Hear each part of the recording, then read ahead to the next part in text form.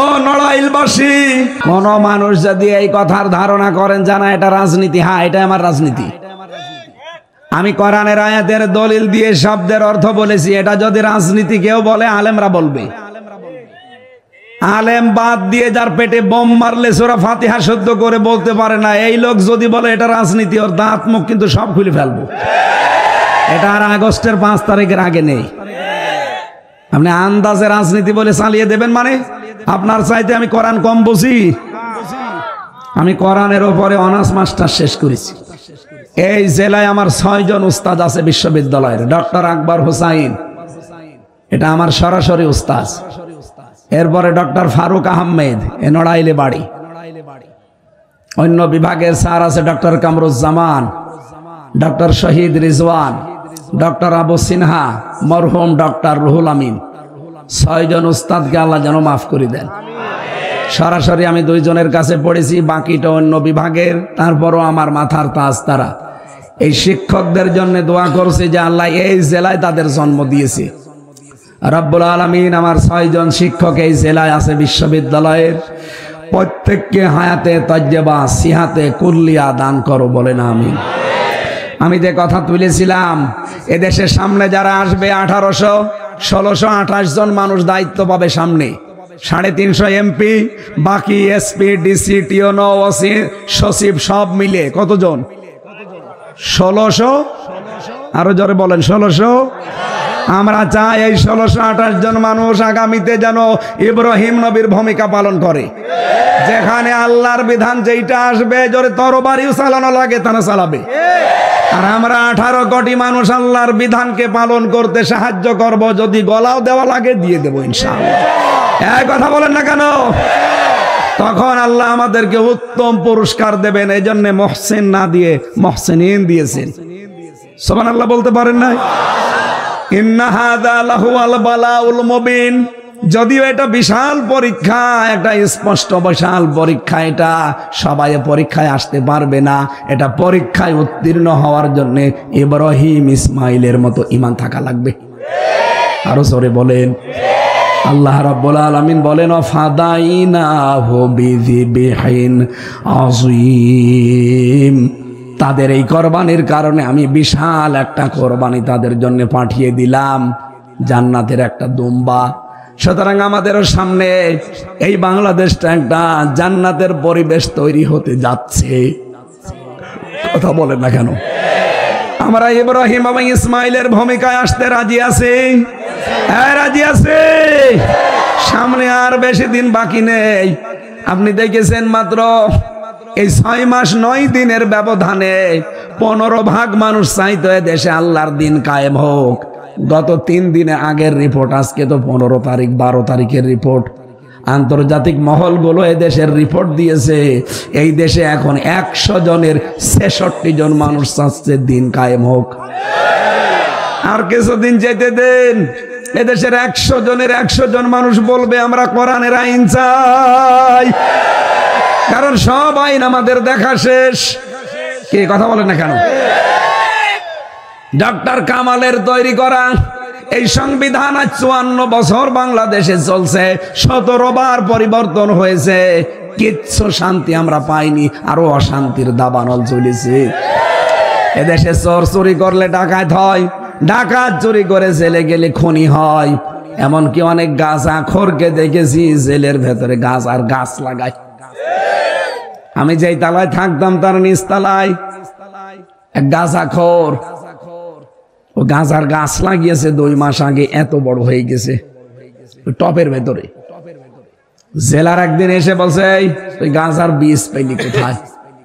বলছে স্যার আমি ওই যে এক মামলার হাজিরা দিতে গিয়েছিলাম, আমার শোভাকাঙ্ক্ষী বাইরে আছে, আমার দোস্তরা, তারা আমারে আসার সময় একটা টোপলা দিয়েছিল গাঁজার বীজের, ওটা আমি মুখের ভেতরে নিয়েছিলাম। এই জায়গায় ঢোকানোর সময় যখন ম্যাচিং দিয়ে স্ক্যান করে আমি ধরা পড়িনি, চুরি করে চলে এসেছে ভিতরে।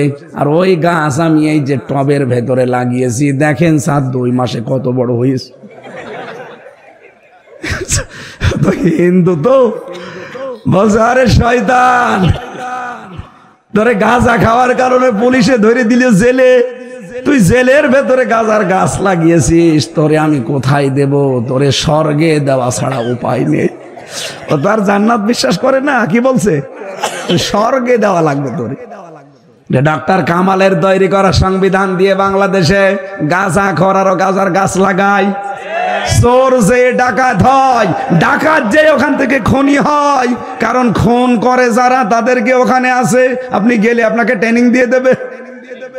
ওখানে সুইডেন আসলাম আছে 27 বছর, মুকিম গাজী আছে আজ 43 বছর, ডেঞ্জার রাসু পড়ে আছে এই গোপালগঞ্জের, ভয়ঙ্কর তাজ পড়ে আছে টাঙ্গাইলের। যে সোহেল চৌধুরী হত্যার মামলার আসামি নায়ক, নায়ক নাম শোনেননি? 25 বছর আগে তাকে মেরে ফেলেছিল, সেই মামলার আসামি এবার বের হয়েছে মামুন। এই মানুষগুলোর ভেতরে আছে, এখান থেকে মূল্যচর যাবে, ওখান থেকে ডাকাত বের হবে। আর ডাকাতি করে বহু মানুষকে দেখেছি ধরা পড়েছে, তারা যায় ওখান থেকে খুনের ট্রেনিং নেয়। কারণ ওর সাথে সারাদিন বসে গল্প করে, জিজ্ঞাসা করে কোন মামলা, যেই বলে ভাই ডাকাতি করতে গিয়েছিলাম ধরা পড়ে গেছি, ধমক দেয়। আরে বেটা, ডাকাতি করতে গেলি দুটো ফেলে দিতে পারলি না, তুই আমার সাথে থাক, কি করে মানুষ ফেলা লাগে তোরে আমি শিখাবো। ঠিক শিখাই। এই জন্যে কামালের এই সংবিধান দিয়ে বাংলাদেশে শান্তি আসা। আরো জোরে বলেন। সামনে কি মাস? রমজান। বলেন বলেন। রমজানে আমার আল্লাহ যে নাজিল করেছেন ফুরকান, এর নাম কি? আরো জোরে বলেন। ফুরকান। কোরআন তো নাম, এর 55টা নাম আছে, একটা নাম কি? ফুরকান মানে না, ফুরকান মানে সংবিধান। ফুরকান নামে আল্লাহ একটা সূরা দিয়েছেন, 77টা আয়াত আছে, 73টা ধারা আছে। বাংলাদেশে 41 সাল টার্গেট দেওয়া লাগবে না, শুধু এই 73টা ধারা সংযোজন করে দেন, যেহেতু এখন সংস্কার চলছে। এই 73টা ধারা শুধু বাংলাদেশের সংবিধানে চালু করে দেন, 73 ঘন্টায় বাংলাদেশ মিনি জান্নাত হয়ে যাবে। চোর চুরি করলে হাত কাটা পড়বে। বাংলাদেশে যারা বড় বড় চোর, এরা অভাবে না স্বভাবে? এই কথা বলেন না কেন? গত কয়েকদিন আগে অবৈধ প্রধানমন্ত্রী, ওনার আমি প্রধানমন্ত্রী বলি না, কারণ আমি 3 বার ওনারা ভোট দিতে পারি নাই। উনি ওখান থেকে ভিডিও বার্তা ছেড়েছে যে দোষ সবাই আমারে দেয়, আমারে গালি দেয়, টাকা পয়সা কি সবই আমি মেরে খেয়েছি, আমার বোন কিছু করিনি। হ্যাঁ, আপনার বোনও করেছে। পাবনার রূপপুর পারমাণবিক কেন্দ্র 82,000 কোটি টাকা এখান থেকে মারিং কাটিং করেছে ওনার বোন রেহেনা। এই কথা বলেন না কেন? শুধু ওনার বোন, ওনার বোনের মেয়ে, সেটাও ধরা খেয়েছে বাইরের দেশে। আমিরে জামাত ডক্টর শফিকুর রহমানের জন্য কয়েকদিন আগে কুষ্টিয়াতে বলেছিল, হাসিনার বোনের মেয়ে, রেহেনার মেয়ে টিউলিপ, এটা বাংলাদেশের জন্য একটা কলঙ্ক। আমার মনে হয় পুরো পরিবারটা এদেশের জন্য এখন কলঙ্ক। হ্যাঁ, কথা বলেন না কেন? যার উপরে যতটুকু করবেন, আমি আবার ওই ভাইয়ের কথা বলছি, উনি কিন্তু এই কথাগুলো বলছিলেন যে যার উপরে আপনি যতটুকু করবেন ওইটা আপনার জীবদ্দশায় আল্লাহ শোধ নেবে। আমি আজকে দিনের বেলায় সাতক্ষীরা ছিলাম। সাতক্ষীরায় আপনি কি করেছেন 13 সালে? বুলডোজার দিয়ে পুরা বাড়ি ঘর মানুষের একেবারে শ্মশান বানিয়ে দিয়েছেন। আল্লাহ সেইটা এখন এই 25 সালে ঘরত দিল। আযাবুল বুলডোজার নাজিল করি। কি আযাব? আযাবুল বুলডোজার। আযাবুল বুলডোজারের পরে নাজিল হয়েছে ডেভিল হান্ট। এটাও একটা গজব। ডেভিল মানে শয়তান, হান্ট মানে খোঁজে, শয়তানের খোঁজে। আবার ঝামেলা করবেন, উস্কানি দিচ্ছে, ওখান থেকে আবার পা দেবেন, কয়দিন পরে আর এক গজব নাজিল হবে। এক কথা বলেন না কেন? আপনি কি মনে করছেন ডক্টর ইউনূস বসে আছে? না, মোদি দাদা এখান থেকে গেছে ট্রাম্পের কাছে এই বাংলাদেশ সম্পর্কে কিছু মিথ্যা কথা বলবে। কারণ এই বিশ্বে 257টা রাষ্ট্রে সবচাইতে বেশি মিথ্যা কথা বলে ভারত। এটা আজকে প্রমাণ হয়ে গেছে, মাইক্রোসফট রিপোর্ট দিচ্ছে, খ্রিস্টানদের রিপোর্ট। তাম দুনিয়ায় সবচাইতে বেশি মিথ্যা কথা বলা হয় ভারতে। আর দাদা একেবারে গেছে ট্রাম্পের কাছে, সেই মিথ্যা কথাগুলো বলতো যে এই দেশে এখন জঙ্গি ভরে যাচ্ছে। এই যে জুমার নামাজ পড়ে আমরা বের হই, 500, 600, 1000 মানুষ, টুপি মাথায়, দাড়ি মুখে, কথা বলেন না কেন? এই যে কোরআন শুনছেন বসে বসে হাজার হাজার মানুষ, ওই শয়তান যারা আছে উগ্রপন্থী, আমি নাম নিতে ওদের ঘৃণা করি, ওই শয়তান গুলো এগুলো ছবি তুলে পাঠায়, ট্রাম্পকে দেখায় এই দেশে জঙ্গি ভরে গেছে, দেশে কত বড় বড় দাড়িওয়ালা লোক, টুপিওয়ালা লোক এক জায়গায় হয়েছে। ওরা এমনি দাড়ি টুপি দেখলে ভয় করে, তখন এই দেশে জঙ্গি আছে, এই ধোয়া, মিথ্যা ধোয়া তুলে তখন আমাদের দেশটাকে দখল করার চেষ্টা করে। আপনি বলেন জঙ্গি যদি বাংলাদেশে থাকবে, আজ 6 মাস 9 দিন হয়ে গেল, একটা জঙ্গির নাটক পেয়েছেন? বলেন। কারণ জঙ্গির নাটক যিনি লিখবে সেই তো পালিয়েছে, আর যাদেরকে দিয়ে জঙ্গি নাটক সাজাবে সেই মনিরুল, এই গোপালগঞ্জের, আর একজনের বাড়ি গোপালগঞ্জে, আসাদুজ্জামান, কাউন্টার টেররিজমের। এই শয়তানগুলো আলেমদেরকে, ইসলামপন্থী মানুষদেরকে ধরতো, 1 মাস 1.5 মাস 2 মাস গুম করে রাখতো, চুল দাড়ি বড় বড় হয়ে যেত, বলতো এই যে জঙ্গি পেয়েছে। পুরা নাটক। এই 3 বছরে আমি বহু কিছু দেখেছি ওদের। আমার সাথে নিজেরা ওরা এই কথাগুলো বলতো যে এগুলো কিচ্ছু নেই, আমরাও জানি, কিন্তু আমাদের টিকে থাকা লাগবে এই মিথ্যার উপরে। বলেন নাউজুবিল্লাহ। ওরা ট্রেনিং নিয়ে আসতো দাদার কাছে, এই সাদা চামড়া এদের কাছে, এসে আলেমদেরকে জেলখানায় নিয়ে জঙ্গির নামারে নাম দিয়েছে আনসারুল্লাহ বাংলা টিমের প্রধান। কি ওইটা কি আমি জানি না। আমি জেলখানার ভেতরে একজনকে পেয়েছিলাম আল্লাহ দলের প্রধান, আব্দুল মতিন, 17 বছর জেলে। ওনারা একদিন বললাম, ভাই আপনি তো আল্লাহ দলের প্রধান, সভাপতি, সেক্রেটারি কে? বলছে আমার ছেলে। ও সভাপতি, ওর ছেলে সেক্রেটারি, 2 জন বাপ বেটা জেলে, আর বাইরে ওদের একজনও নেই। এই হচ্ছে বাংলাদেশের জঙ্গি। আপনি বিশ্বাস করতে পারছেন না, আজ 6 মাস 9 দিন হয়ে গেল, একটা মানুষও জঙ্গি নাটকে ধরা পড়েনি।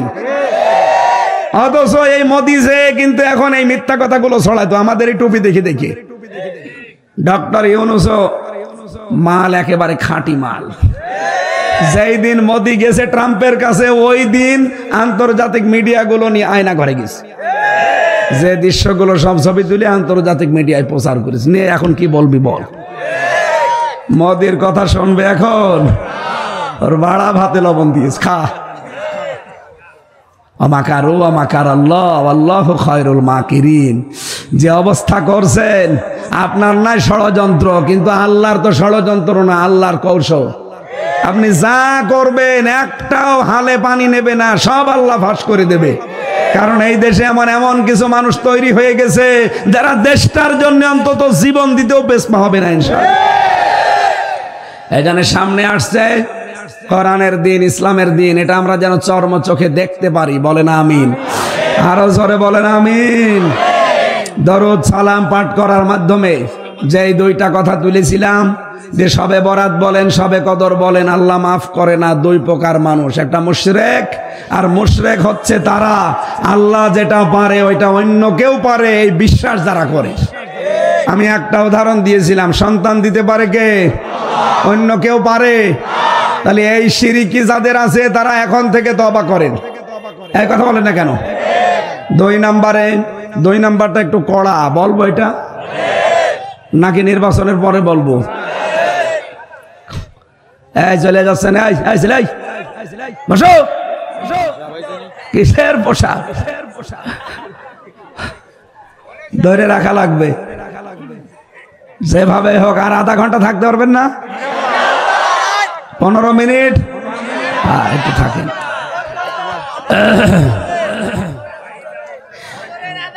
না না, ফজরের আজান দিলে আমি মরে যাব।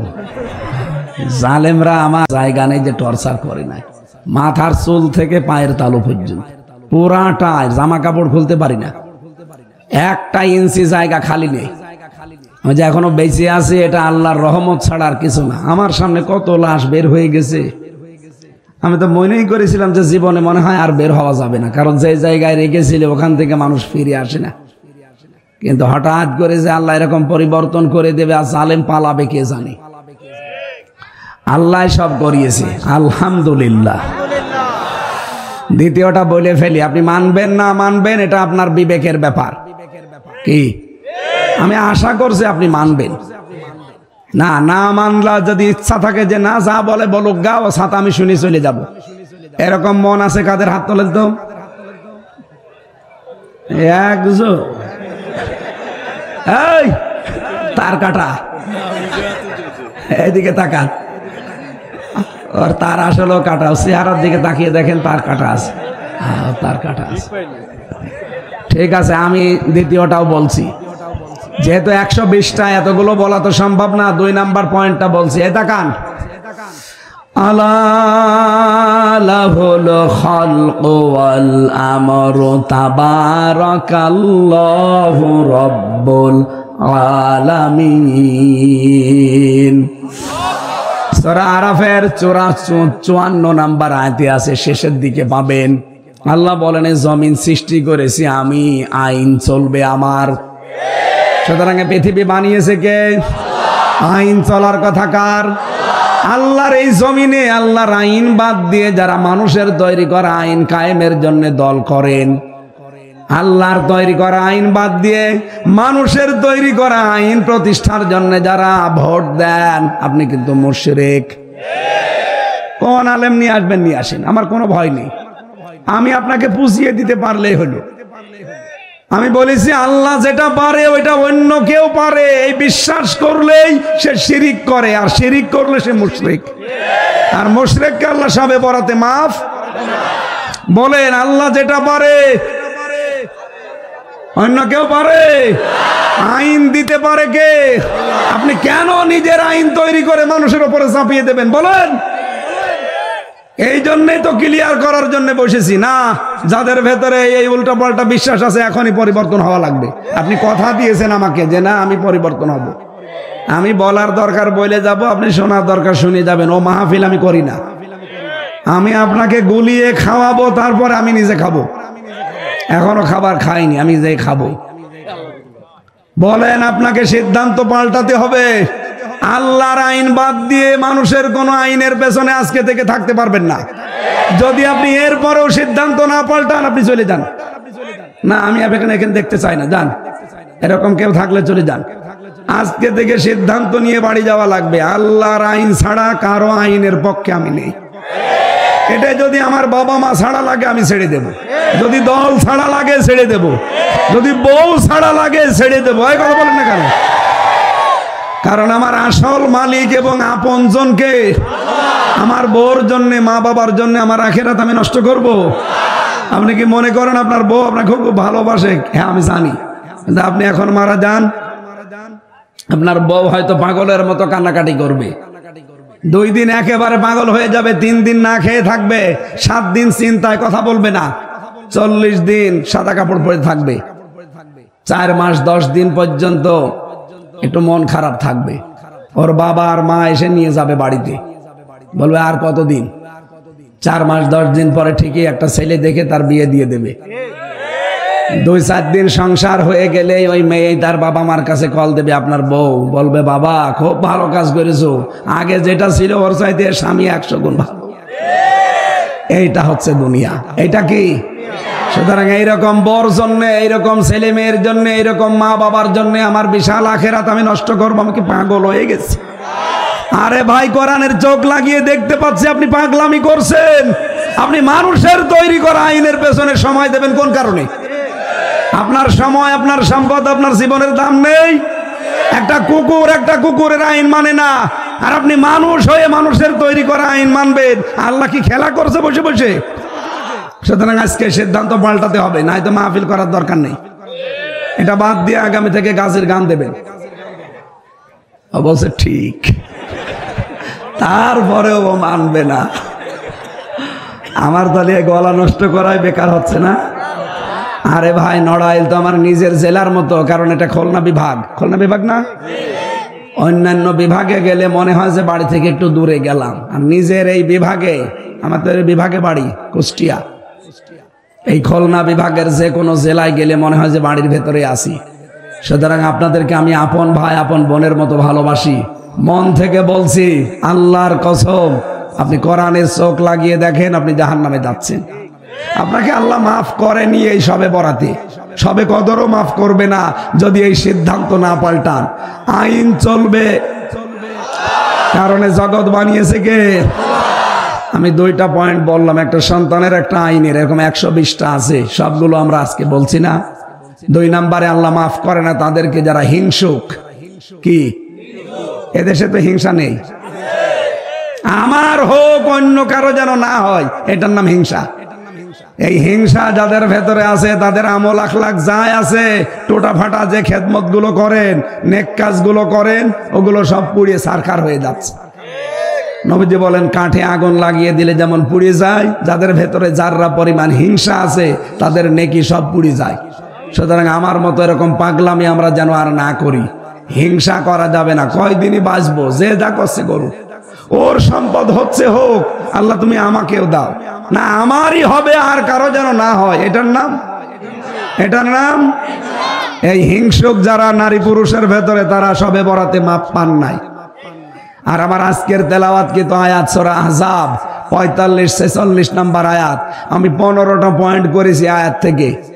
আমাদের যিনি আদর্শ মুহাম্মদুর রাসূলুল্লাহ সাল্লাল্লাহু আলাইহি ওয়াসাল্লাম, আল্লাহ তাকে 15টা নাম দিয়েছিলেন, গুণ দিয়েছিলেন, 15টা গুণবাচক জিনিস দিয়ে দুনিয়ায় পাঠিয়েছিলেন। আমরা যদি ওইগুলো দুনিয়ায় অর্জন করতে পারি আমরা সাকসেস। আমরা কি শুরু করব না শেষ করে দেব? আল্লাহ রাব্বুল আলামিন বলেন আহজাব, সূরার নাম কি? আরো জোরে। আহজাব মানে না, আহজাব মানে যৌথ বাহিনী। এই যে যৌথ বাহিনী এখন ডেভিল হান্ট চালাচ্ছে না, কথা বলছে না কেন? যৌথ বাহিনী দেখলে ইমানদারেরা খুশি হয়। ওয়ালাম্মা রাআল মুমিনুনা আল আহজাব, যখন মুমিনরা যৌথ বাহিনী দেখেছে তখন আনন্দে আত্মহারা হয়ে গেছে। আর সবচাইতে বেশি আতঙ্ক এবং ঝামেলায় পড়েছে যারা খনি, যারা জুলুমবাজ আর যারা দুর্নীতিবাজ। দেখেন বাংলাদেশে যৌথ বাহিনী দেখুন অপারেশন ডেভিল হান্ট চালাচ্ছে। এদেশের ইমানদার যারা যারা অপরাধ করে না তাদের কোনো চিন্তা নেই। চিন্তা কাদের? যারা খুনি। এই কথা বলেন না কেন? যারা গাজীপুরে 2টা ছাত্রকে পিটিয়ে মেরে ফেলেছে, চিন্তা তাদের। যারা কোটি কোটি টাকার সম্পদ আত্মসাৎ করে বাইরে পাচার করেছে, চিন্তা তাদের। যারা জুলুমের সাথে 15 বছর নিয়োজিত ছিল, চিন্তা তাদের। সূরার নাম কি? যৌথ বাহিনী। সূরার নাম 73টা আয়াত আছে, মাত্র একটা আয়াত পড়েছি। আল্লাহ রাব্বুল আলামিন বলেন ইয়া আইয়ুহান নাবিয়্যু, হে নবী, ইন্না আরসালনাকা শাহিদাও ওয়া মুবাশশিরাও ওয়া নাযীরা, অবশ্যই আপনাকে দুনিয়ায় আমি পাঠিয়েছি সাক্ষ্যদাতা, সুসংবাদদাতা আর সতর্ককারী রূপে। ওয়াদাউয়ান ইলাল্লাহি বিইযনিহি ওয়া সিরাজাম মুনীরা। 4 নম্বরে আপনাকে আমি দুনিয়ায় আমার দিকে ডাকার জন্য দায়ী করে পাঠিয়েছি। 5 নম্বরে আপনি উজ্জ্বল প্রদীপ। এরকম আছে কয়টা? 15টা। কয়টা বলেন বলেন? আপনারা কি হাঁপ লেগে গেছে নাকি? আল্লাহ রাব্বুল আলামিন নবীজিকে দায়ী, দিনের দিকে ডাকার জন্য পাঠালেন, উজ্জ্বল প্রদীপ রূপে তাকে পাঠালেন, সাক্ষ্যদাতা হিসাবে পাঠালেন, সতর্ককারী হিসাবে পাঠিয়েছেন। আল্লাহ পাক তাকে সুসংবাদদাতা হিসাবে পাঠিয়েছেন। এক একটা শব্দে আমি তাফসিরে যত লক্ষ লক্ষ কথা পড়েছি, শব্দ বলা সম্ভব না। আমার কণ্ঠ যারা সাপোর্ট দিচ্ছেন এজন্য তাড়াতাড়ি করছি। 2 নাম্বার শব্দটা আমি ব্যাখ্যা করার জন্য একটু বেছে নিলাম, বাশির। আমার নবী ছিলেন সুসংবাদদাতা। নিজেদের নফসের উপরে জুলুম করে জীবনটা যারা আমরা নষ্ট করে ফেলেছি, ও দুনিয়ার মানুষেরা ফিরে আসেন। বলিয়া ইবাদিয়াল্লাযীনা আসরাফু আলা আনফুসিহিম লা তাকনাতু মির রাহমাতিল্লাহ। আল্লাহ পাক বলেন নবী আপনি বলুন আমার বান্দা বান্দিরা নফসের উপরে জুলুম করে নিজেদেরকে যারা নষ্ট করে ফেলেছো, আমার রহমত থেকে নৈরাশ হয়ে যেও না। ইন্নাল্লাহা ইয়াগফিরুয যুনুবা জামিয়া, অবশ্যই আমি আল্লাহ সব অপরাধ মাফ করে দেব। ইন্নাহু হুয়াল গফুরুর রহিম, আমি গফুর এবং রহিম। আয়াতটা যখন নাজিল হয়, হযরতে দাহিয়াতুল কলবি রাদিয়াল্লাহু তাআলা আনহু মসজিদে নববীতে তিনি অঝর নয়নে কাঁদছিলেন। নবীজি বললেন, কি হয়েছে, কাঁদো কেন? হে নবী, আপনি তো বললেন আমার জীবনের সব অপরাধ কালেমা পড়ার পরে মাফ হয়ে গেছে। মাত্র আর 7 দিন আমি মুসলমান হয়েছি। কয়দিন? এইদিকে তাকান। 7 দিন আমি মুসলমান হয়েছি। আমার অন্তরের ভেতরে এখনো পর্যন্ত একটা ব্যথা। আপনি যে বললেন সব আমার মাফ হয়ে গেছে, কিন্তু না, আমার একটা অপরাধ মনে হয় আল্লাহ মাফ করে নাই। নবীজি বললেন, কি করেছে এমন বলো দেখি। আমার সন্তান সম্ভবা স্ত্রীকে আমি পাঠিয়ে দিয়েছিলাম শ্বশুর বাড়িতে, যে সন্তানটা খালাস করে আসবা, যদি ছেলে হয় জাকজমক করে আসবা, আর যদি মেয়ে হয় মেরে ফেলবা। কিন্তু আমার সন্তানটা মেয়ে হওয়ার পরে আমার স্ত্রী আমাকে বলে নাই, বলেছে মরা সন্তান হয়েছে, অন্য একজনের বাড়িতে টাকা পয়সা দিয়ে গোপনে তাকে মানুষ করেছে, 6 বছর হয়ে গেছে। হঠাৎ একদিন আমার বাড়িতে গোপনে নিয়ে এসেছে। আমি দেখার পরে মেয়েটাকে আমি নিজেই পাগল হয়ে গেছি যে মানুষ এত সুন্দর হয়। মেয়েটা কাছে গিয়ে যখন আদর আখলাক করলাম, স্ত্রী মনে মনে করছে সব আমি ভুলে গেছি। আমারে ডাক দিয়ে বলে, স্বামী আমার একটা কথা বলি, আপনি যদি কিছু মনে না করেন, এর চেহারার দিকে তাকান, এর নাক কান মুখ ঠোঁট কিন্তু আপনার মতোই মনে হচ্ছে। এই পৃথিবীতে যতগুলো সুন্দর মানুষ আল্লাহ পাঠিয়েছিলেন তার ভেতরে এই সাহাবী একজন, দাহিয়াতুল কলবি রাদিয়াল্লাহু তাআলা আনহু। হযরতে জিবরাইল মাঝে মাঝে তার আকৃতি ধারণ করে নবীর কাছে ওহী নিয়ে আসতেন, এত সুন্দর ছিল। যেহেতু বাবার আকৃতি পেয়েছে মেয়েটা, স্ত্রী সাহস করে বলছে, স্বামী আমার, আপনি কি মনে করবেন জানি না, সন্তানটা কিন্তু আমাদেরই। আমি আদর এমন করলাম, স্ত্রী ভুলে গেছে। আমার মনের ভেতরে শয়তান এবং এই জাহেলিয়াত এমন ভাবে উকি ঝুঁকি মারছে যে না, একে রাখা যাবে না। বড় হলে যদি বিয়ে দেই, যেখানে যাবে সেখানে আমি ছোট হব, এটা আমি রাখবো না। ওকে নানির বাড়িতে নিয়ে যাব বলে বাড়ি থেকে সাজিয়ে নিয়ে গেলাম মিথ্যা ধোকা দিয়ে। বাড়ির দিকে না যে নানির বাড়ির দিকে গেলাম অন্য রাস্তায়, এক জঙ্গলের রাস্তায়, মরুভূমির রাস্তায়। নিজে একটা গর্ত তৈরি করলাম। মেয়েটা বারবার আমাকে বলছিল, বাবা আমি তো নানির বাড়িতে এর আগে মায়ের সাথে কয়েকবার গেছি, আপনি কোথায় নিয়ে আসলেন? এত কষ্ট করার দরকার নেই, চলেন আমরা ফিরে যাই। হে রাসূল, আমার মেয়েটা তো জানে না যে আমি তার জন্য গর্ত করি। শেষ পর্যন্ত তার আমি নিজে উপর থেকে বললাম, দেখ কি সুন্দর জিনিস গর্তের ভেতরে দেখা যায়। মেয়েটা আমার কথা সরল মনে বিশ্বাস করে দেখতে গেছে। ওপর থেকে একটা ধাক্কা দিয়ে ফেলে দিলাম গর্তের ভেতরে। মেয়েটা তখন বুঝে ফেলেছে যে না, তারে আমি আর বাঁচতে দেব না। হাত জোড় করে আমারে বারবার বলছিল, বাবা আমি মায়ের কাছ থেকে শুনতে পেয়েছি যে তুমি আমাকে সহ্য করতে পারোনি। আমি কথা দিচ্ছি জীবনে কোনোদিন তোমার কাছে আমি আর ফেরত যাব না, বাবা বলেও তোমার সম্মান নষ্ট করব না। দরকার হয় ভিক্ষা করে খাবো, আমার জীবনটা তুমি আজকে ছেড়ে দাও। হে রাসূল, ওই পর্যন্ত আমার মনের ভেতরে এক চুল পরিমাণে, কোনো বিন্দু পরিমাণে মায়া জন্ম হয়নি।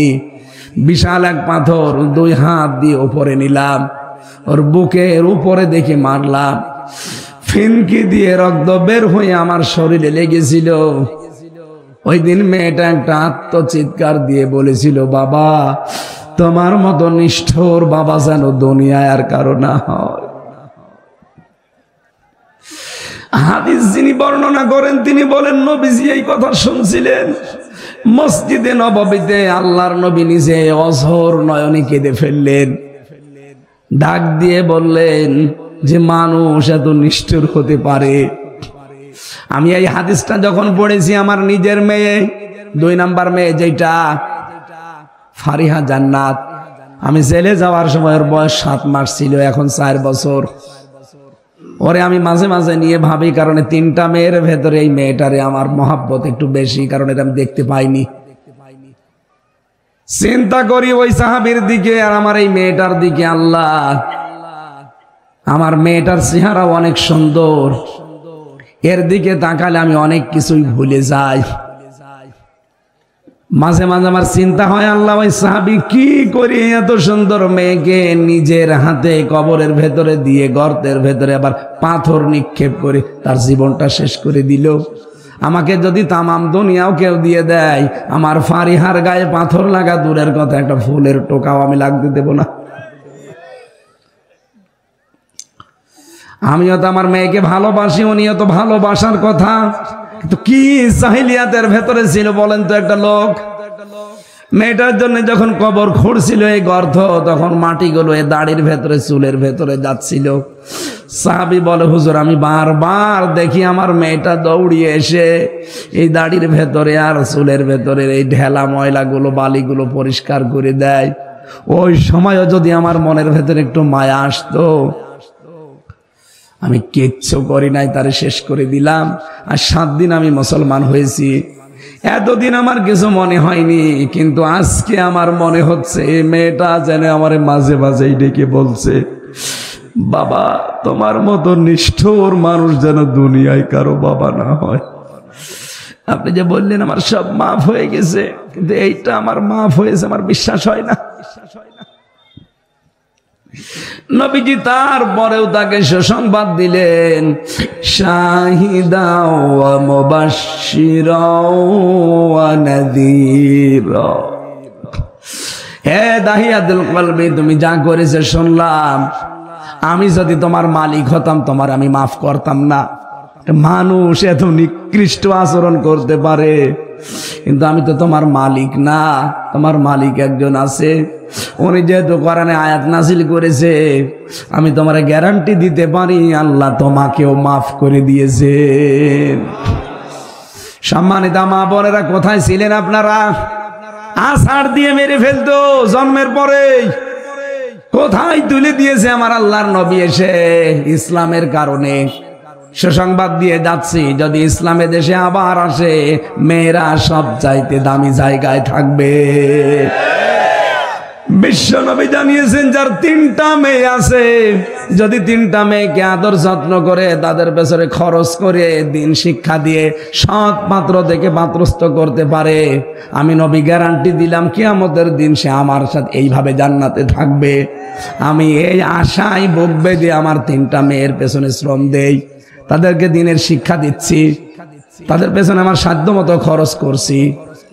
আমার পৃথিবীতে আল্লাহ রাসূলের পরে এই 3টা মেয়ে আমার কাছে আমার পৃথিবী। আমি চেষ্টা করব তাদেরকে সৎ পাত্র দেখে পাত্রস্থ করে নবীর এই কথাকে আমল করে কিয়ামতে যেন নবীর সাথে জান্নাতে যেতে পারি, বলেন আমিন। মানুষের সম্মান কিসে লুকিয়ে আছে অনেকে জানে না, জোর করতে চায় না। সম্মান মর্যাদা মানুষের জোর করার ভেতরে নেই, কিসের ভেতরে আছে? ইয়ারফাউল্লাহুল্লাযীনা আমানু মিনকুম ওয়াল্লাযীনা উতুল ইলমা দারাজাত। সূরা মুজাদালার 11 নম্বর আয়াতের মাঝের অংশে আল্লাহ জানিয়েছেন, তোমাদের ভেতরে যারা ঈমান আনে, কি করে?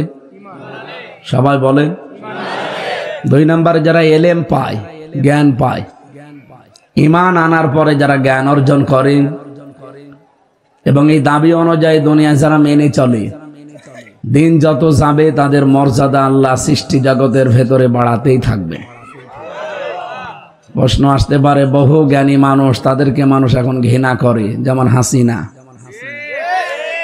আপনি আজকের রিপোর্ট দেখেছেন সকালে, 257টা রাষ্ট্র দুনিয়ায়,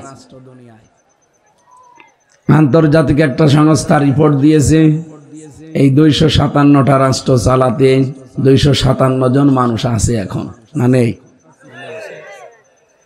প্রত্যেকের একটা রাষ্ট্রপ্রধান আছে। পৃথিবীর 1 নম্বরে নিকৃষ্ট রাষ্ট্রপ্রধানের তালিকায় হাসিনার নাম। এটা শুনতেও কেমন লাগে, যদি অন্য কারো নাম হয়তো তাও তো হইতো, এমন মানুষের নাম। 2 নম্বরে নাম এসেছে বাশার আল আসাদের, এটা একজন মুসলমান। খ্রিস্টানের নাম পেয়েছি আমি প্রায় 9 নম্বরে। যে এর আগে যেগুলো আছে সবগুলোই মুসলমান, বাকি একজন মুশরিকের নাম আছে, আমি নাম নিলাম না। চিন্তা করেন, পৃথিবীর নিকৃষ্ট মানুষের তালিকায় ওনার নামটা অলরেডি উঠে গেছে দুনিয়ার হিসাবে, আল্লাহর হিসাবে আরো আগে উঠেছে। কারণ যারা মানুষের উপরে জুলুম করে এরা আল্লাহর মামলার আসামি হয়ে যায়। সুতরাং মানুষের উপরে যেহেতু জুলুম হয়েছে, এটার প্রমাণ গতকালকের টক শো উপস্থাপিকা সহ 3 জন যারা আলোচক ছিলেন হাউমাউ করে সব কাঁদছিল। ব্যারিস্টার আরমান 8 বছর যিনি আয়না ঘরে ছিলেন, তার জীবনী শোনার পর আমি নিজেও কেঁদে ফেলেছি। মানুষ এত নিকৃষ্ট হতে পারে, এত নিচে নামতে পারে মানুষ। আমি আয়না ঘরে ছিলাম, কিন্তু আমি মিনিটায় ছিলাম, উনি তো বিগটায় ছিলেন, বড়টায়। আমাদেরটাই অত্যাচার হয়েছে, কিন্তু অত না। এরকম এই চেয়ারের ভেতরে বসে দিত, চেয়ারের ওপরে বসে ক্লিপ এঁটে দেয় হাতে পায়ে, আর গলার সাথে একটা বেল্ট আছে। আপনারা এখন আয়না ঘর আবিষ্কার হওয়ার পরে যে চেয়ার দেখছেন, এটা শক দেওয়া, এটা শক দিলে ভাবে কাঁপতে থাকে। আর যে চেয়ার আমাকে নিয়ে গিয়েছিল ওটা ঘুরতে থাকে। একবার শুধু টিপ দেবে, 1 মিনিটে 120 বার ঘুরবে। 1 মিনিট পরে মনে হবে আমি 10টা দুনিয়া দেখতে পাচ্ছি। তখন ওরা ঠাট্টা করে বলে, যেহেতু আমি যেই কয়টা অফিসার পেয়েছিলাম অধিকাংশগুলো হিন্দু, সঞ্জয় দত্ত, তো নাম শুনে বোঝা যাচ্ছে ওর ইমান নেই। আমার ওই সময় বলতো যে আপনারা তো নাই, তোরা বলিস যে বিভিন্ন জায়গায় যে মরণের পরে আল্লাহ নাকি 10 দুনিয়া দেবে। এখন কি 10 দুনিয়া দেখা যাচ্ছে? আপনি চিন্তা করেছেন কোন জায়গায় আঘাত দিয়েছে? এ কথাটা নবীর সম্মানে আঘাত না? এই যে 10 দুনিয়ার সমান জান্নাত মুমিনকে আল্লাহ দান করবে, এটা কি আমার বানানো না নবীর কথা?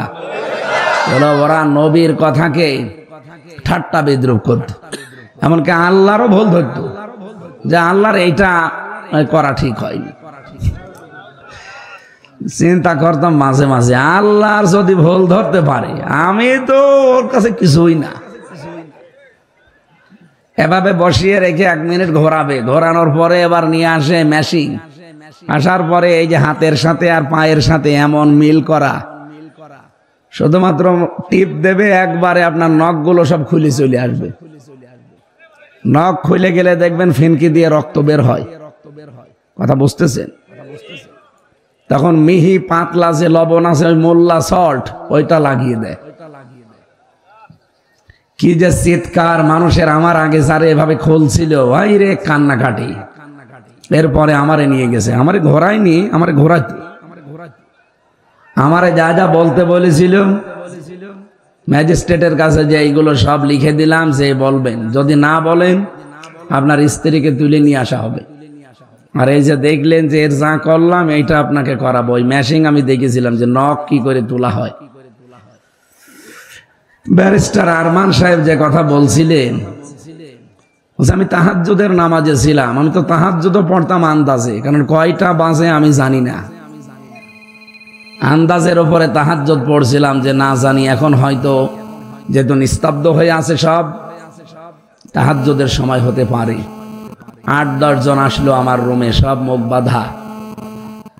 এসে আমারে বলছে নামাজ তাড়াতাড়ি শেষ করেন। নামাজ শেষ করার পরে গাড়িতে তুলে নিল, মুখ আর হাত বেঁধে।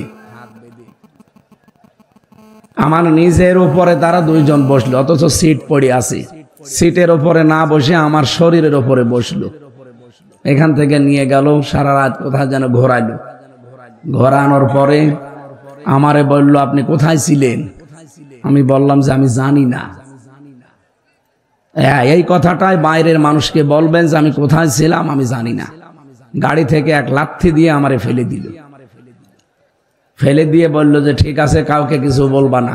এখন দেশ যে স্বাধীন হয়েছে এটা আমি জানি না। এটা 5 তারিখের ঘটনা। কয় তারিখ? আগস্টের 5 তারিখের রাতে এই ঘটনা ঘটিয়েছে। উনি বহু কষ্ট করে হাতটা খুলেছে। চোখ খুলে দেখে যে চোখে ছানি পড়ে গেছে, কারণ শরীর দুর্বল হওয়ার কারণে চোখে আর ভালো দেখে না। বহু কষ্ট করে একটা সাইনবোর্ডের কাছে যেয়ে দেখে লেখা দিয়াবাড়ি উত্তরা মিরপুর। চিন্তা করলেন এই তো আমার পরিচিত জায়গা। কিছুক্ষণ পরে দেখলেন আজান আসতেছে কানে। যে 15 নম্বর সেক্টরে উত্তরায় ওই মসজিদে গিয়ে ইমাম সাহেবকে বললেন, চিন্তা করছেন এখনো দেশ স্বাধীন হয়েছে কিন্তু আমি জানি না। ইমাম সাহেবকে যদি বলি না জানি আবার ওলামা লীগের ইমাম কিনা, কোন বিপদ আবার কোন দিক থেকে কাটে। যে বললাম যে ভাই এখানে হাসপাতাল আছে আশপাশে, আমার তো পরনে সেই লুঙ্গি, ছেঁড়া লুঙ্গি, 8 বছর আমি পড়ে আছি ওই ঘরের ভেতরে, গায়ে ছেঁড়া একটা গেঞ্জি, আর ওই চোখ বেঁধে নিয়েছিল যে গামছা, ওইটা আমার গায়ে দেওয়া, চুলগুলো তো উস্কো খুস্কো, দাড়ি তো এলোমেলো। আমার যে চেহারা ছিল সে 8 বছর আগে, আমি একজন ব্যারিস্টার, সেখান থেকে আজ 8টা বছরে আমি নিজেকেই নিজে আজ চিনতে পারি না। মসজিদের যে গ্লাস লাগানো আছে আমার চেহারাটা আমি দেখলাম 8 বছর পর, 8টা বছর পরে দেখলাম যে আমি কেমন হয়েছি। দেখি না আমি নিজেকে চিনতে পারি না।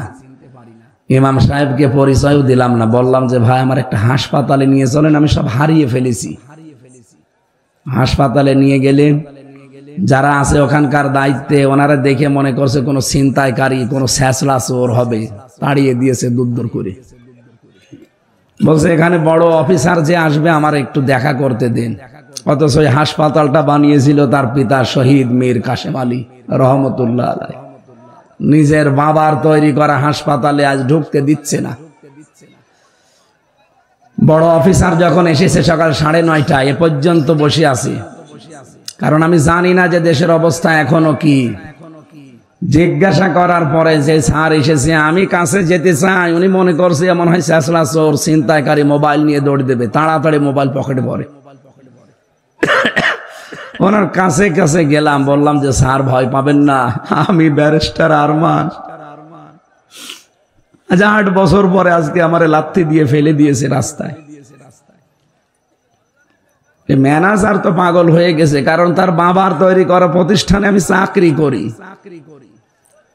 বুকের ভেতরে জড়িয়ে হাওমাও করে কেঁদে বলছে আপনার পরিবারকে খবর দেই। পরিবারের লোকজন এসেছে, শুধু মা আর স্ত্রী ছাড়া কেউ ওনারে চিনতে পারে না। আমি দেখছিলাম এই করুণ কথাগুলো যখন বলছিল, উপস্থাপিকা একজন মহিলা, সে অঝর নয়নে কাঁদছে। বাংলাদেশে যদি কিচ্ছু না হয়, আমাদের গুলো সব আমরা ভুলে গেলাম। জামাত বিএনপির ওপরে যা হয়েছে সব আমরা ভুলে গেলাম। যান, আয়না ঘরে যাদেরকে রেখেছিলেন 1700 মানুষ, আপনি কি জবাব দেবেন বলেন?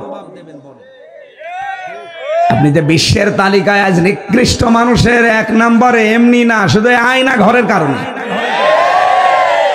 কিয়ামত পর্যন্ত অন্তত বাংলাদেশে কেউ যেন আর আয়না ঘর বানাতে না পারে, সেই ব্যবস্থা আমাদের করা লাগবে। এটা যে মানবতার সাথে কত বড় একটা কৌতুক, আপনি নিজেকে একটু দাঁড় করান তো ওই জায়গায়। একটা মানুষ এদিকে 3.5 হাত, এদিকে 1.5 হাত, মাঝখানে একটা টয়লেট দেওয়া, 24টা ঘন্টা পড়ে আছে। এটা কি অত সহজ? আর তারপরও মাটির নিচে গা সমসম করে। আমি 10 দিনে অলরেডি হাফ পাগল হয়ে গেছি, আর সে পড়ে আছে 8 বছর। আপনি নিজেকে যদি ওই জায়গায় দাঁড় করাতেন, আপনি নিজেও পাগল হয়ে যেতেন। এই কঠিন পরিস্থিতি যিনি তৈরি করলেন, ইনি যে আল্লাহর মামলার আসামি, এতে কোনো সন্দেহ আছে? বলেন তো, মামলার বাদী যত কড়া হয়, বড় হয়, মামলা তত কঠিন হয়। সূরা সূরার 42 নম্বর আয়াতে আল্লাহ বলেন, ইন্নামাস সাবিলু আলাল্লাযিনা ইয়াজলিমুনা নাস, অবশ্যই আমি আল্লাহ মামলা দেব তাদের বিরুদ্ধে যারা মানুষের উপরে জুলুম করেছে। সুতরাং আয়না ঘরের দ্বারা যে জুলুম হয়েছে, এটা কি ওয়াজ করা লাগবে? মাস্ট বি জুলুম হয়েছে এই 1700 মানুষের ওপর। কত মানুষ মারা গেছে যার দ্বারা এগুলো হয়েছে। সে এখন যদি মাপ পেতে চায়, এই ব্যারিস্টার আরমানের মতো, আজমের মতো যত মানুষকে গুম করেছিল, আয়না ঘরে রেখেছিল, তাদের কাছে যে মাপ চাওয়া লাগবে। তারা যদি মন থেকে মাফ করে তাহলে আল্লাহ মাফ করবে, তারা যদি মাফ না করে আল্লাহ আপনাকে মাফ করবে না। আপনার দুনিয়াও শেষ, আখিরাতও শেষ। সুতরাং মানুষের সম্মান কিসে বাড়ে আমরা অনেকেই জানছি না। ঈমান আনতে হবে আমাদের। কি কথা বলেন না কেন? আর ঈমান আনতে হলে ঈমান হওয়া লাগবে শিরিক মুক্ত। বলেন বলেন, ঈমানটা যদি শিরিক মুক্ত হয় তাহলে আপনি নিরাপত্তা পাবেন আল্লাহর কাছে। এই যে গত রাত যেটা চলে গেল, পৃথিবীর সব মানুষকে আল্লাহ মাফ করে দিয়েছেন, শুধু দুই প্রকার মানুষ বাদ দিয়ে। এক নম্বরে যারা মুশরিক, দুই নম্বরে যারা হিংসুক। আরে বাংলাদেশে দুইটাই আছে, এই কথা বলেন না কেন? আমি এক কথায় জবাব দিচ্ছি, শিরিকের আলোচনা যেহেতু ব্যাপক, সব কথা বলেন কেন?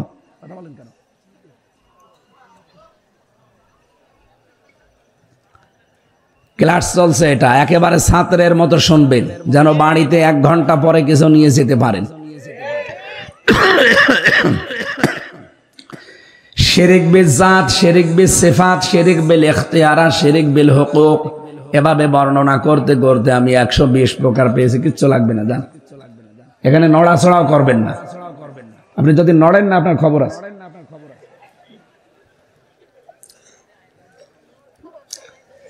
সব কথার এক কথা শিরিক।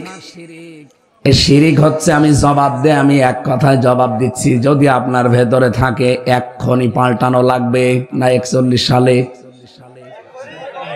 অনেকে তো 41 সালে টার্গেট নিয়ে রেখেছিল, হয়েছে, সব শেষ হয়ে গেছে।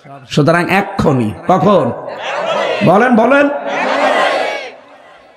আল্লাহ যেটা পারে ওইটা অন্য কেউ পারে, এই বিশ্বাস যারা করে তারা শিরিক করছে। আর শিরিক যে করে সে মুশরিক। আর মুশরিককে এই সবে বরাতে, সবে কদরেও আল্লাহ মাফ করবে না। এখন আপনি এই তালিকায় প্রথম নম্বরে আছেন কিনা বলেন?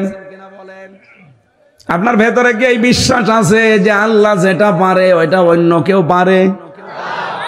নেই। দেখেন তো আছে কিনা। এই পৃথিবীতে সন্তান শুধুমাত্র দিতে পারে কে? না অন্য কেউ পারে?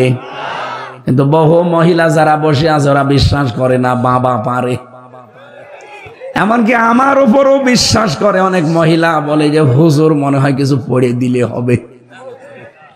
সেদিন বগুড়াতে এক মহিলা এসে তার স্বামীকে পাঠিয়েছে, আপেল নিয়ে এসেছে।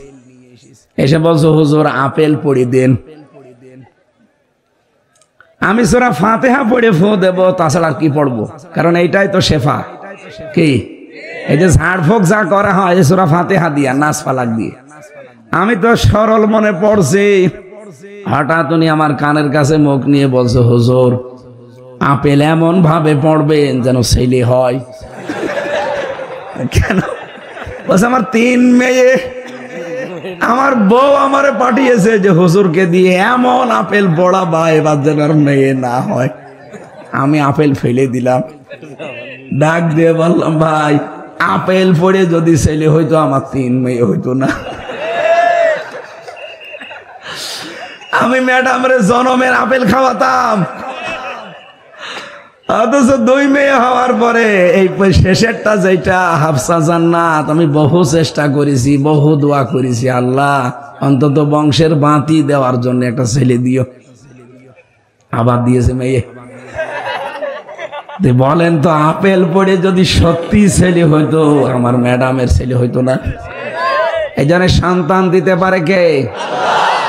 এই বিশ্বাস আমাদের আছে। কোন পীর বাবা পারে? তাবিজ কবজে পারে? সুতরাং আল্লাহ যেটা পারে ওইটা অন্য কেউ।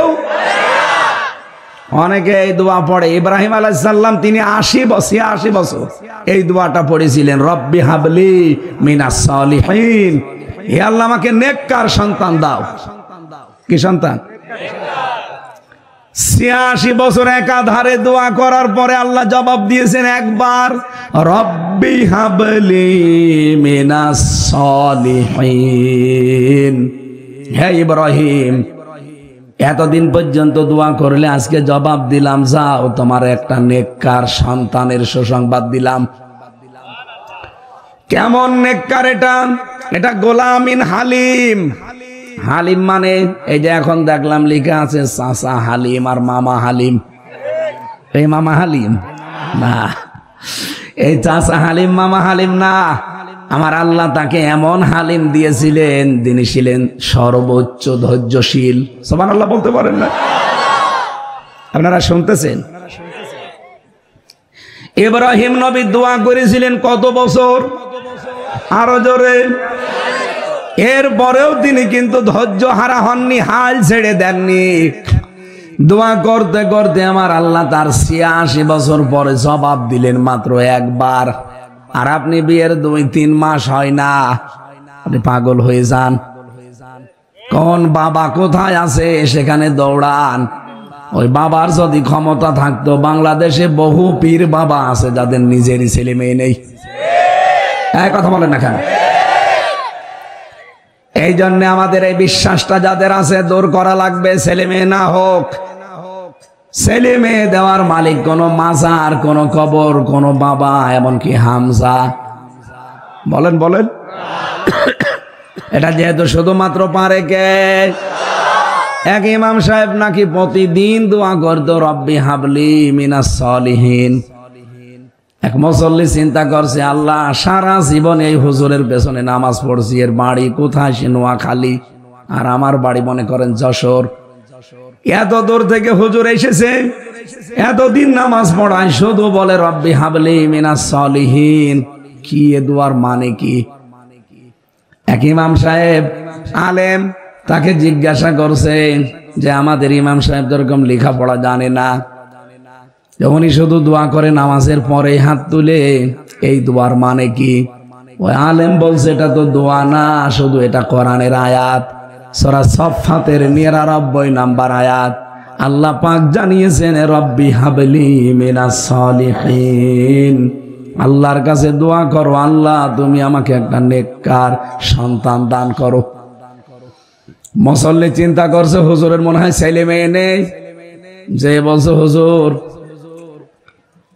আপনার ছেলে মেয়ে কয়টা? 11টা। 11টা ছেলে মেয়ে, আপনি যে দোয়া করেন, আপনি কি জানেন ওই দোয়ার মানে কি? বলছেন না। কিসের দোয়া করেন আপনি? প্রতিদিনই এক দোয়া করেন, আপনি দোয়া মানে জানেন না? আমি আজকে আলেমের কাছে জিজ্ঞাসা করে আসলাম, এই দোয়ার মানে হচ্ছে, আল্লাহ আমারে নেককার সন্তান দাও। আপনার 11টা হয়ে গেছে, এখনো দোয়া করছেন, আপনি কি দেশ ভরে ফেলবেন? ইমাম সাহেব বলছে, বাবাজি এ দোয়ার মানে এই, আমি যদি আগে জানতাম তো 10 বছর আগে দোয়া বাদ দিয়ে দিতাম। আমি তো জানি না, আমি পড়িয়ে যাই, আল্লাহ দিয়ে যায়। আমি এখান থেকে একটা শিক্ষা বের করেছি। হযরত ইব্রাহিম নবী ইসমাইল পাওয়ার জন্য যে দোয়া করলেন, আল্লাহ জবাব দিলেন, গোলামিন হালিম, আমাকে ধৈর্যশীল সন্তান দিয়েছেন আল্লাহ। উনি মনে মনে সিদ্ধান্ত নিলেন, আল্লাহ তুমি আমার দোয়া তো কবুল করলে, কিন্তু কেমন হালিম দিয়েছো, আমি এই হালিম আজকে পরীক্ষা করব। রব্বুল আলামিন তাকে স্বপ্ন দেখিয়েছিলেন, ফালাম্মা বালাগা মাহুস সায়া ক্বালা ইয়া বুনাইয়া ইন্নী আরা ফিল মানামি আন্নী আযবাহুকা ফানজুর মাযা তারা। সন্তানটা তার সাথে যখন চলাফেরা করতে শিখেছে, তার মানে 12-13 বছর বয়স, একটু হাতে কামে লাগে। আপনি দেখবেন ছেলে যদি কাজ কামে লেগে যায়, একটু কথাবার্তারা শোনে, তখন তার প্রতি মায়া মহাব্বত একটু বেশি হয়। কথা বলেন না কেন? হযরত ইব্রাহিমের ঠিক এই কায়দা তারপরও হয়েছে কত বছর পর? ৮৬ বছর পর, আকাশের চাঁদের মতো। আল্লাহ তাকে স্বপ্নে দেখালেন, তো তোমার প্রিয় বস্তু কোরবানি করো। আমি কিন্তু শুধু ঘটনার জন্য না, এখানে একটা শিক্ষা আপনাদেরকে দিতে চাই, আর এটা নিয়ে যাওয়া লাগবে। কি নিয়ে যেতে পারবেন না? হযরত ইব্রাহিম সন্তানকে গিয়ে বললেন, আমি স্বপ্নে দেখলাম তোমাকে আমি জবাই করছি, তোমার রায় বলো। হযরত ইসমাইল কথাটা শোনার পরেই দৌড় দিতে পারতেন যে আপনি কি বাবা না আজরাইল? সে জন্মের পরে আমাদেরকে আমার মায়ের সাথে মরুভূমিতে রেখে গেলেন, কোনোদিন খোঁজ নেননি, আর আজকে 12 বছর পরে এসেছেন জবাই দেওয়ার জন্য। কিসের বাবা আপনি? মানি না আপনারে। বলতে পারতেন না? বলেন বলেন। হযরতে ইসমাইল তিনি এমন জবাব দিয়েছিলেন তিনটা বিষয় সামনে রেখে, ইয়া আবাতি ফাআল মা তুমার সাতাজিদুনি ইনশাআল্লাহু মিনাস সাবিরিন। হযরতে ইসমাইল ডাক দিয়ে বলেছেন, হে আমার পিতা, যা আদিষ্ট হয়েছেন আপনি আদেশটা পালন করেন। আল্লাহ যদি চায় আপনি আমাকে ধৈর্যশীলদের মধ্যে পাবেন। ধৈর্যশীল পাবেন এ কথা বলেননি, তাহলে অহংকার চলে আসবে। নিজেকে অহংকার থেকে মুক্ত করার জন্য এতটুকু একটা সন্তান কি শব্দ চয়ন করেছেন আপনি খেয়াল করেন, একটু খেয়াল করেন এদিকে। এই বাঁশি, আর একবারও বাঁশি বাজাবেন না। মানুষ দেখছেন না নিস্তব্ধ হয়ে বসার চেষ্টা করছে, আপনি ডিস্টার্ব করবেন না ভাই, কবিরা গুনাহ হবে আপনার। হযরতে ইব্রাহিম এই জন্য তিনি সন্তানের কাছে অনুমতি চাইতে গিয়েছিলেন। তিনি কিন্তু অনুমতি না নিলেও পারতেন, কারণ হুকুমটা কার আর পালন করছে কে? নবী। বলেন বলেন, হুকুম কার, পালন করছে কে? সাধারণ মানুষ না, একজন নবী। কেন তার অতটুকু সন্তানের কাছে অনুমতি নেওয়া লাগবে? তিনি অনুমতি চাইতে গিয়েছিলেন এই কারণে, উনি বলেছিলেন আমি ৮৬ বছর একাধারে দোয়া করে হালিম পেয়েছি। কি পেয়েছি? একটা গোলামিন হালিম পেলাম। এটা কেমন হালিম আমি আজকে দেখব, ওকে আসলেই ধৈর্যশীল। এই জন্য অনুমতি চাইতে গিয়েছিলেন। আর সন্তান জবাবও দিয়েছে তিনটা কথা সামনে রেখে, হে বাবা কোনো চিন্তা নেই, আপনি চালান আপনার কাজ, যেটা আদিষ্ট হয়েছেন। আল্লাহ যদি চায় আপনি আমাকে ধৈর্যশীলদের মধ্যে পাবেন, কোনো চিন্তা করবেন না। বিশাল ঘটনা তাফসিরে ফি জিলালিল কোরআনে আছে। হযরত ইব্রাহিম নিয়ে গেলেন সন্তানকে মরুভূমির ভেতরে জবাই দেবেন। আল্লাহ তখন ডাক দিয়েছেন, ফালাম্মা আসলামা ওয়া তাল্লাহু লিল জাবিন। বলেন আল্লাহ। ফালাম্মা আসলামা, এটা দ্বিবচন। ও নড়াইলবাসী, এইটাই আজকের আলোচনার শিক্ষা। কেন আল্লাহ দ্বিবচন দিলেন? আল্লাহ বলেন দুইজনেই যখন এগ্রি হয়ে গেছে, দুইজনেই যখন রাজি হয়ে গেছে, তখন আল্লাহর এই বিধানটা পালন করা তাদের দ্বারা সহজ হয়েছে।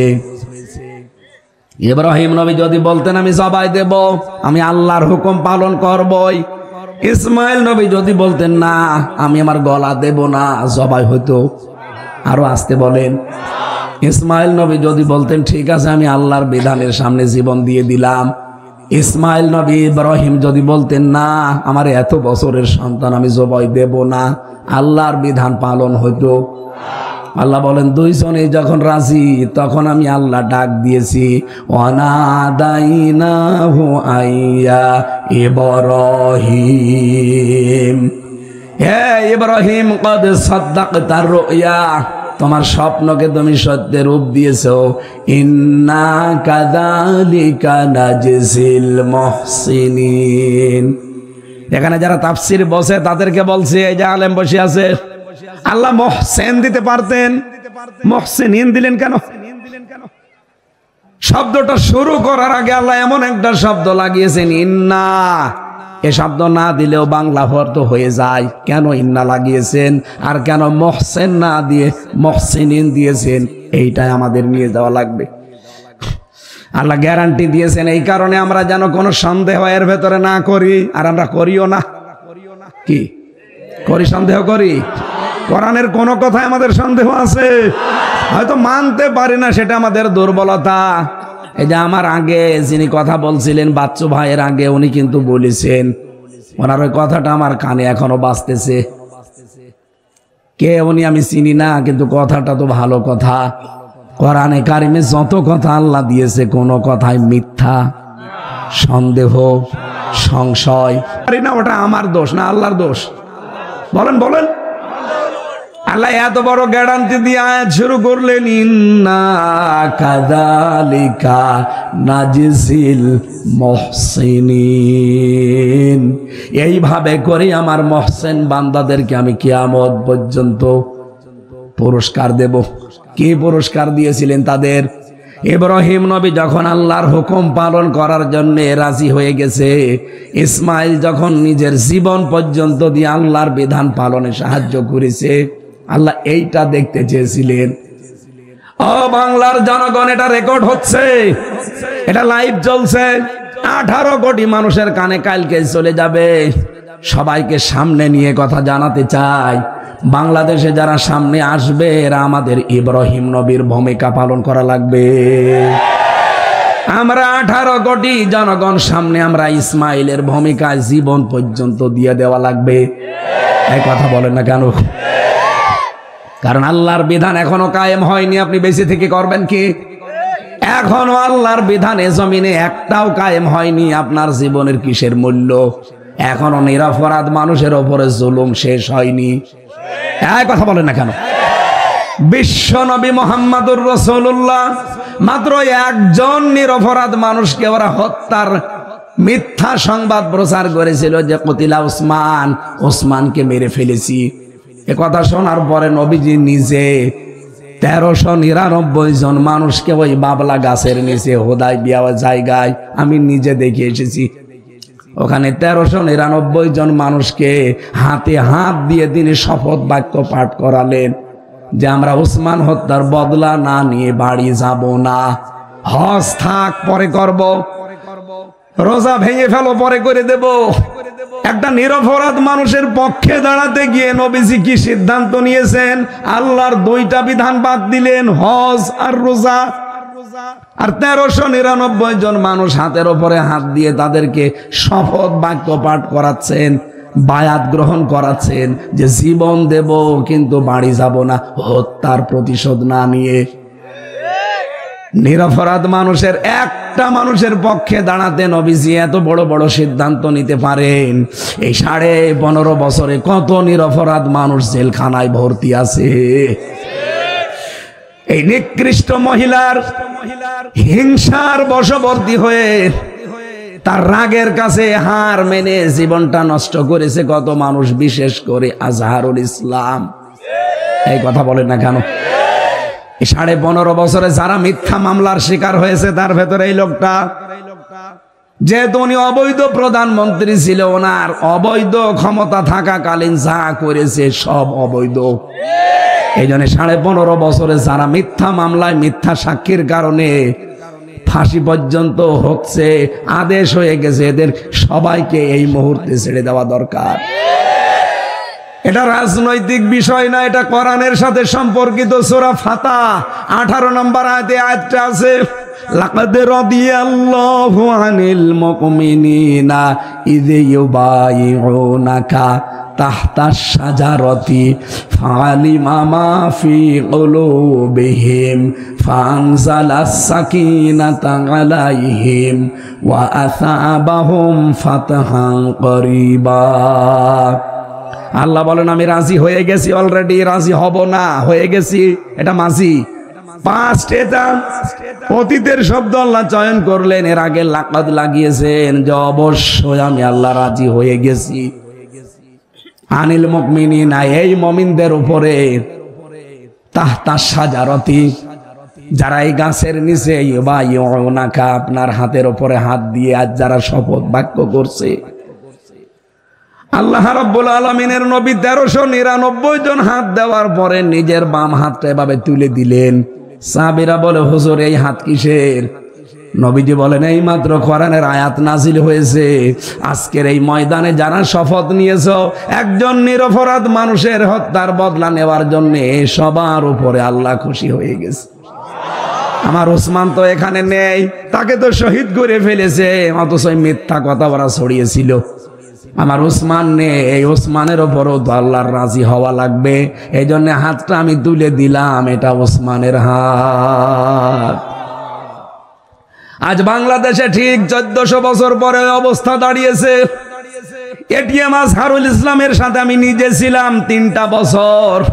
রাজনৈতিক মামলার শিকার এই লোকটা, হিংসার বশবর্তী করে তাকে আপনি এই 12 বছর জেল খাটালেন। কথা বললেন না কেন? 13টা বছর সে লোকটা জেলে পড়ে আছে। উনি যদি বামপন্থী রাজনীতি করতেন আল্লাহর কসম উনি আজ মন্ত্রী থাকতেন। রংপুরের বদরগঞ্জ তারাগঞ্জে এত জনপ্রিয় লোক আমি আর পাইনি। অথচ একামতের দিন বাংলাদেশ জামাত ইসলামী এই শব্দটা তার সাথে লেগে আছে, এই কারণে তাকে কিন্তু এই অবস্থা। অথচ তার সাথে মামলায় ছিল লুৎফুজ্জামান বাবর, বিএনপির, ওনারা ছেড়ে দিয়েছেন। আমরা চাই 18 তারিখে ওনাকে ছাড়া লাগবে। এই কারা কারা চান দেখি?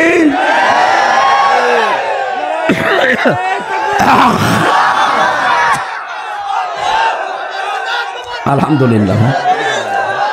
এই দেখেন তো, হাত তোলেনি কে? দেখেন তো, দেখেন। বসেন। এটা শুধু দেশের জন্য, রাজনৈতিক বিষয়ের জন্য না, আমার ইমানের দাবিতে বলেছি। নবীজি যদি একটা নিরপরাধ মানুষের পক্ষে দাঁড়াতে 1399 জনের জীবন নিতে পারে, বলেন তো আমাদেরও সে সময় আসে নাই? সুতরাং আমরা আলটিমেটাম অলরেডি দিয়ে দিয়েছি, আর আমাদের মুখের কথা মনের কথা কিন্তু এক। অনেকে মনে করছে মুখে বলার বলেছে, না, কে বলছে আপনাকে? একামতে দিনের দায়িত্ব সত্যিই যারা মন থেকে দেশে পালন করে, আপনি দেখবেন ওদের মুখের কথা আর মনের কথা এক। এই জন্য আমরা মুখ দিয়ে যা বলে ফেলেছি এইটাই আমার মনের কথা। এই জন্য আয়াতের মাঝের অংশে ছিল ফালিমা মাফি কুলুবিহিম, আল্লাহ বলেন আমি কিন্তু ওদের মনের কথা জেনে ফেলেছি। ওরা যে মন থেকে শপথ বাক্য পাঠ করছে এটা আমি জানি। এই জন্য ফাংসালা সাকিনাতা আলাইহিম, তাদের উপরে আমি আল্লাহ সাকিনা নাজিল করলাম। ওয়াসাবাহুম ফাতাহান করিবা, তাদেরকে একটা নিকটবর্তী বিজয়ের সুসংবাদ দিয়ে দিলাম। আজ আমরা এই নিরপরাধ মানুষের পক্ষে যদি বাংলার 18 কোটি মানুষ দলমত রাজনীতি ভুলে গিয়ে দাঁড়াতে পারি, আল্লাহর কসম আল্লাহ আমাদের উপরেও সাহাবীদের মতো রাজি হয়ে যাবে। কারণ আমরা নিরপরাধ মানুষের সামনে দাঁড়াতে চাই। উনি জুলমের শিকার, উনি অবিচারের শিকার, হিংসার বশবর্তী হয়ে খালে হাসিনা এটা কাজ করে গেছে। আমি নিজেও তো একজন ভিকটিম। এই কথা বলছেন না কেন? আমি যে বানিয়ে বলছি না, এটা তার প্রমাণ আমি নিজেই। কারণ আমিও ছিলাম ওই রকম হিংসার প্রতিহিংসার শিকার। তাছাড়া যে মামলা আমারে দিয়েছিল সর্বোচ্চ 3 মাস আমারে জেলে রাখার কথা, যদি সাজাও লাগিয়ে দেয়, অথচ 3টা বছর এই জালেমরা আমারে জামিন দেয়নি। এমনি জেলখানায় দিলে তো সমস্যা না, কিন্তু দিয়েছে আমার জেলের ভেতরে জেল, ওর নাম সেল, ওর ভেতরে আবার আছে ফাঁসির সেল, ওর ভেতরে কন্ডেম সেল, এই জায়গায় রেখে দিয়েছিল। খাবার দাবার তো ওই রকম 10,000 মানুষের খাবার আর কিরকম হয়। এরপর আবার সিসি ক্যামেরা দিয়েছে, কেউ যেন আমার সাথে কথা না বলে। 24 ঘন্টা। উনি তো ব্যারিস্টার, আর মানা 8 বছর হাত বাঁধা ছিল, আর আমি 3 বছরে, আমার মনে হয় 3 বছরে 30 বছর কেটে গেছে। আমি 30 বছর বয়সে ঢুকেছিলাম, 33 বছর বয়সে বের হলাম। জীবন থেকে মনে হচ্ছে 30 বছর আগে গা কাটিয়েছে, 3 বছরে তার সাথে বেশি সময় গেছে। মাঝে মাঝে কারারক্ষীরে বলতাম যে ভাই 24 ঘন্টায় তো তালা লাগিয়ে রাখেন, আবার সিসি ক্যামেরা দিয়ে রেখেছেন, একেবারে কিচ্ছু নেই, কোনো কাজ কাম নেই, এভাবে বসে থাকা যায়? একটু বই নিয়ে এসে দেন পড়ি।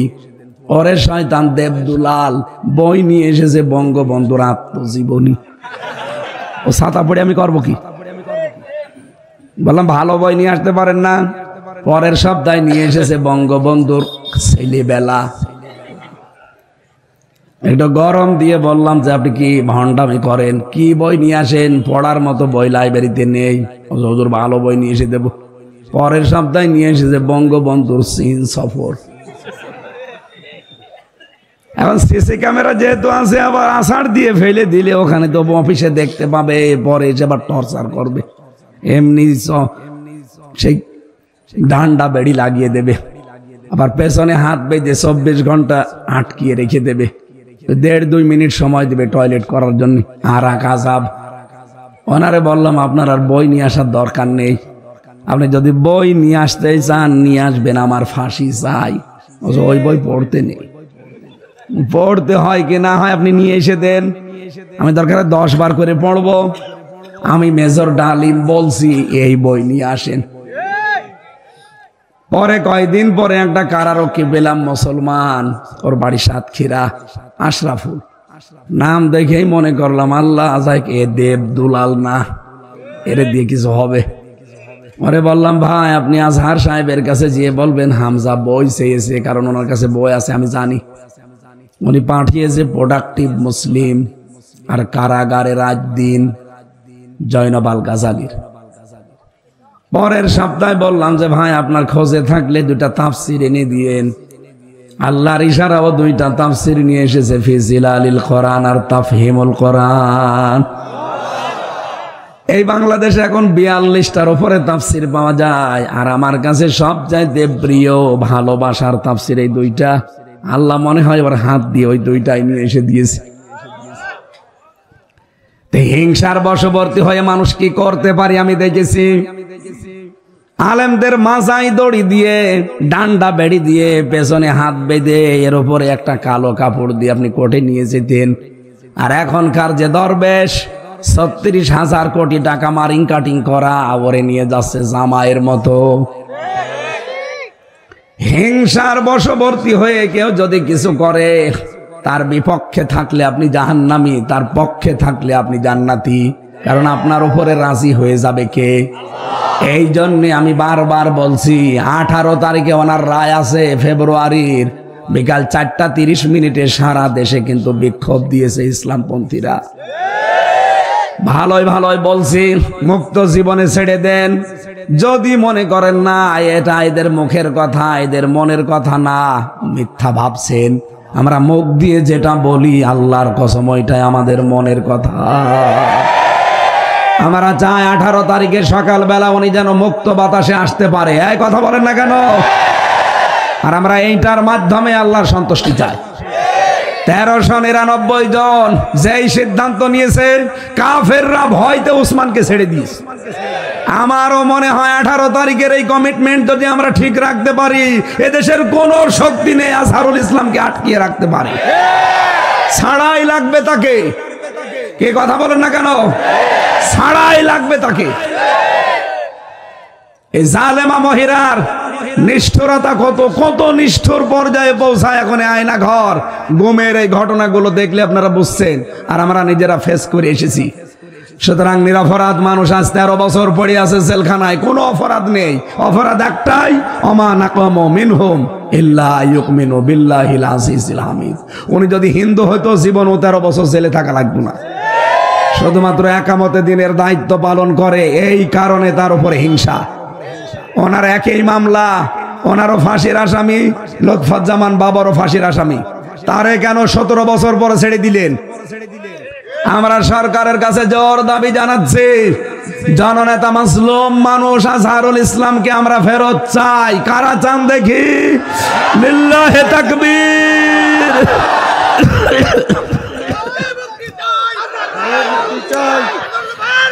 আলহামদুলিল্লাহ। বসেন।